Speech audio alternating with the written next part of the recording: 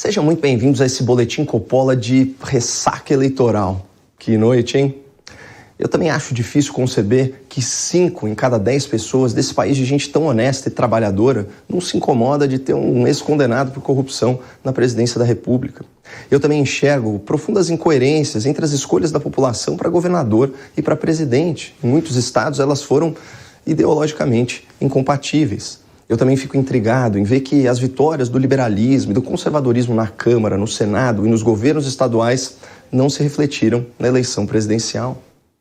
Feitas essas considerações, eu deixo registrado para toda a nossa audiência que esse programa não irá entreter, sem a devida comprovação, a ideia de uma fraude às urnas. Tampouco iremos colocar em dúvida o resultado das eleições.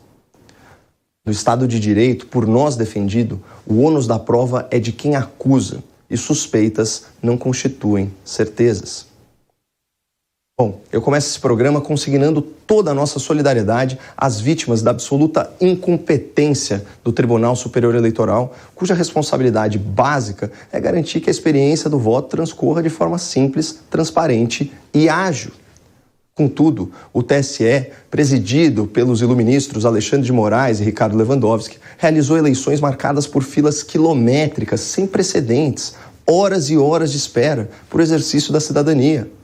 Apesar das graves falhas e atrasos injustificáveis, nenhuma nota de desculpa, nenhum sinto muito endereçado às multidões que foram desrespeitadas nesse domingo. Quanta arrogância e que vergonha! Perdidos em seus delírios de um fascismo imaginário, nossos altos magistrados estavam mais preocupados com celulares inofensivos e armas legalizadas do que com o processo de votação e com o bem-estar dos eleitores. O fiasco operacional desse primeiro turno é um reflexo do modelo intervencionista e autoritário acolhido por certa elite do nosso judiciário. Tribunais que não cumprem suas obrigações elementares, mas se metem onde não deveriam. Feito o registro da inaptidão demonstrada por nossas autoridades eleitorais, permitam-me uma provocação e um pouquinho de autorreferência. Quem assiste assiduamente ao Boletim Coppola me ouviu dizer o seguinte no dia 22 de agosto, há 6 semanas. A maioria das plateias que me assiste não vota no PT e também não confia muito nas pesquisas eleitorais.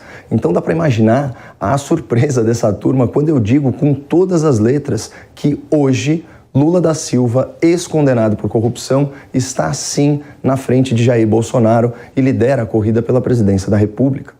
Olha, uma coisa seria anunciar há poucas semanas da eleição que o Lula estava na frente, lá na Globo News ou na Folha de São Paulo. Outra, bem diferente, é bancar essa afirmação aqui na Jovem Pan, para um público majoritariamente avesso ao PT. A J.K. Rowling, a autora da série Harry Potter, escreveu que é preciso muita coragem para enfrentar nossos inimigos, mas o mesmo tanto para enfrentar nossos amigos. E é essa postura que vocês podem esperar de mim. Meu compromisso nunca foi agradar a audiência. Meu compromisso é com a busca pela verdade. E meu argumento para sustentar que Lula estava na frente era bem simples. Se aquele PT de 2018, desmoralizado, descapitalizado, com o Lula atrás das grades, conseguiu 45% dos votos, imagina o PT de 2022, com fundão eleitoral, com aliados nos tribunais, com apoio da grande mídia e com o país saído de uma crise. Muitos me criticaram e até zombaram da minha análise. Olha o Datapovo, Caio, vai ser capitão no primeiro turno. Como antecipado, não foi. Lula obteve 48% dos votos válidos, abrindo 5 pontos de vantagem em relação a Bolsonaro, mais de 6 milhões de votos. Por outro lado, aqui nesse programa nós denunciamos a manipulação estatística das pesquisas eleitorais do Datafolha e do IPEC e demonstramos a discrepância entre as amostras utilizadas pelos institutos e os dados oficiais do IBGE. Por isso, com a mesma tranquilidade com a qual nós afirmamos que Lula estava na frente, nós também cravamos outra projeção que se confirmou. As amostras do IPEC e de vários outros institutos estão completamente viciadas a favor do Lula. As amostras superestimam o eleitorado do Lula e subestimam o eleitorado do Bolsonaro. Juntando essa constatação com o fato de que a abstenção tende a ser muito maior entre os eleitores do Lula, seja por perfil socioeconômico, seja por falta de engajamento mesmo, a gente pode afirmar com convicção: Lula não vai ganhar no primeiro turno.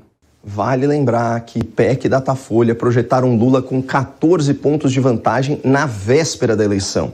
Em outras palavras, os institutos inventaram 10 milhões e 600 mil votos em Lula, favorecendo mais uma vez a candidatura petista, o que já virou uma tendência histórica. Mas vamos combinar que foi por muito pouco, hein? E eu confesso que fiquei surpreso com o sucesso da campanha petista em desconstruir a candidatura de Ciro Gomes. A máfia do Dendê, a panelinha do Projaquistão e a classe artística, que é conivente com a corrupção e interessada em verbas públicas, fez de tudo para que eleitores de esquerda antecipassem seu voto de segundo turno, migrando do Ciro para o Lula.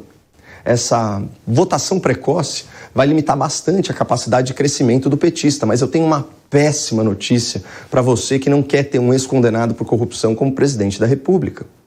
Só com a migração parcial de votos de Simone Tebet, Ciro Gomes e Soraya Tronic, Lula da Silva já está eleito com folga.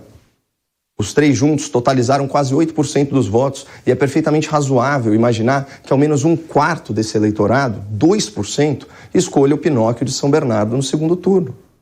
Portanto, da mesma forma que eu disse que o Lula estava na frente, mas que a sua vitória no primeiro turno era improvável, aqui vai outra constatação. Lula já está praticamente eleito por mera transferência de voto. Mas e aí? Game over? Maktub? Let it go? Depende. Na real, depende de você que está me assistindo agora. Qual é o seu papel nessas eleições? Você está mais preocupado ou mais acomodado? Você que protege a sua família das ameaças da rua, você que tranca a porta ao sair de casa, você que guarda o seu dinheiro no cofre de um banco, você que tem alarme no carro e localizador no seu celular. Você está fazendo a sua parte para impedir que nessas eleições bandidos voltem à cena do crime para te assaltar de novo? Você está fazendo alguma coisa para proteger o Brasil de ter as suas instituições sequestradas, o seu governo aparelhado e o seu futuro roubado mais uma vez? Em razão da imensa audiência da Jovem Pan e do reconhecimento do público nas redes sociais, toda semana eu tenho o privilégio de falar com 3 a 5% do eleitorado brasileiro, um grupo muito politizado e muito bem esclarecido, um grupo do qual você também faz parte. E aqui eu vejo uma tremenda oportunidade, porque eu sei que se o nosso público se engajar, ele já é numeroso o suficiente para mudar os resultados dessa disputada eleição presidencial.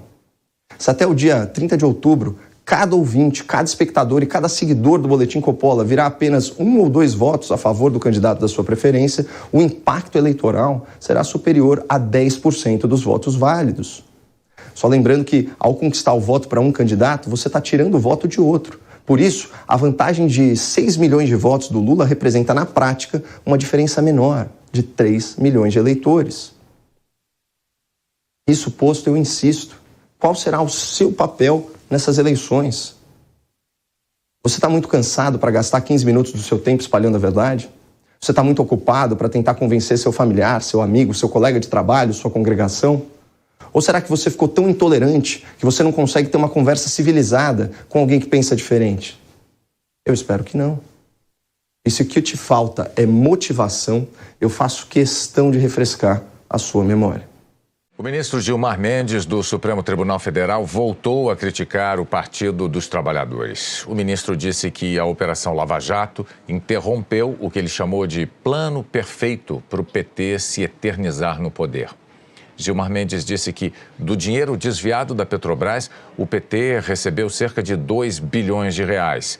Segundo o ministro, suficientes para financiar eleições até 2038. Por isso que se defende com tanta força as estatais. Não é por conta de dizer que as estatais pertencem ao povo brasileiro, porque pertencem a eles. Eles tinham se tornado donos da Petrobras. Esse era o método de governança. Infelizmente, para eles, e felizmente para o Brasil, deu errado. Isso revelou, e nós estamos nesse caos por conta desse método de governança corrupta. Nós temos hoje, como método de governança, um modelo cleptocrata. A palavra cleptocracia tem origem grega e quer dizer Estado governado por ladrões. Ladrões que agora, com o apoio dessa mesma imprensa e desse mesmo judiciário, querem voltar à cena do crime. Para quem ainda tiver forças para lutar por um país mais livre, mais próspero e mais decente, saibam que não adianta mais pregar para convertido e desabafar em grupo de WhatsApp. É hora de furar a bolha e sair da zona de conforto. É momento de persuadir o próximo com a serenidade de quem tem razão e com a compaixão de quem entende que nós somos um país de vítimas da desinformação e da doutrinação em massa. E para fechar, uma última dica valiosa: não torne a discussão política uma guerra com vencedor e perdedor. Faça da conversa sobre o futuro do Brasil uma dança. Ao argumentar, saiba ouvir, fale com gentileza, com bom humor e com empatia. É mais fácil abrir os olhos de quem já está com o coração aberto. Como disse com propriedade o presidente do TSE, ministro Alexandre de Moraes, o voto é a arma do eleitor. Portanto, cabe a você não permitir que o país cometa suicídio. Muito obrigado, não percam a esperança no Brasil e fiquem com Deus.